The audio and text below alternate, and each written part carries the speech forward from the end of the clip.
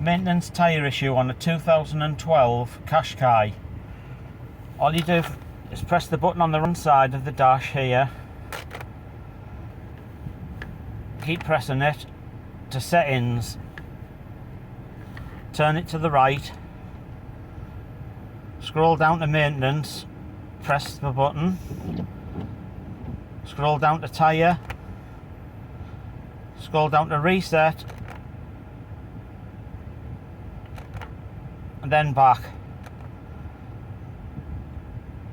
Back up to back. And up to exit. And that'll get rid of your tyre maintenance setting.